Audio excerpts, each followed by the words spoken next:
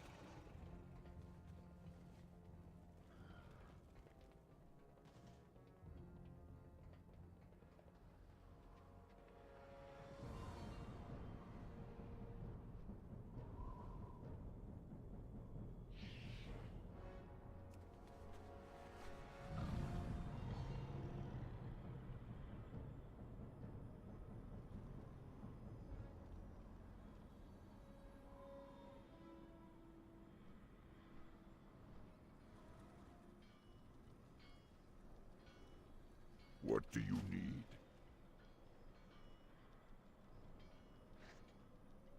Down.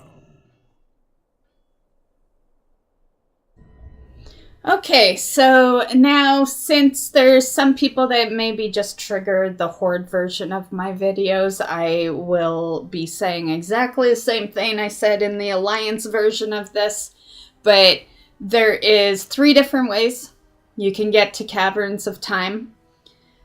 You can either take the Aldum portal that's in Org, or if you are revered with Keepers of Time, you can go to Shat City, the lower center of it, and there will be Zephyr there, and he will port you there. Or you can use the engineering item. It is called Ultra Safe Transporter. It ports you to Gadgetson. Or you can do what I'm doing and take flight and do a BRB to go get a drink or food, or because that's basically what I'm doing right now.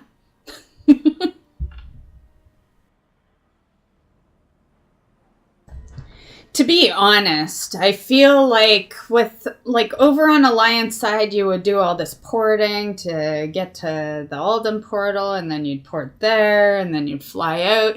I feel like on Horde side, it's just so much easier. You're already in the city. Just fly out. Yeah, I almost feel like that's the better way. Even with having the Aldum portal there, it's just, I don't know. I might have just flown out anyway. I don't know, like, yeah, the Alden portal's right there, but I don't know. That's just me. Although I really should check to see if I have that toy. Because a Gadgetson portal is better than an Alden portal by a long shot.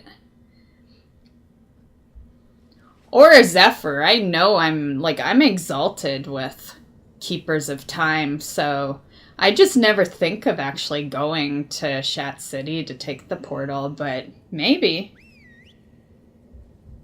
I've never used him before, so I don't know if he ports you to Gadgetson or if he takes you literally right into Caverns of Time. I've just never bothered using him as a way to get there.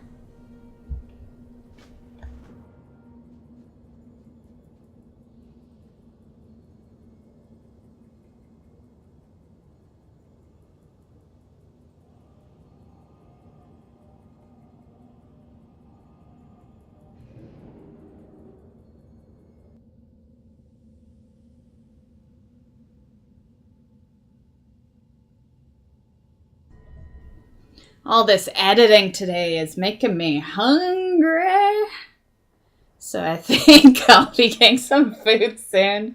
Don't worry, guys. I won't slow down the editing, but I think I gotta order something. I don't feel like cooking. But yeah. Or else you guys are gonna hear like a grumbly tummy while I'm doing my editing.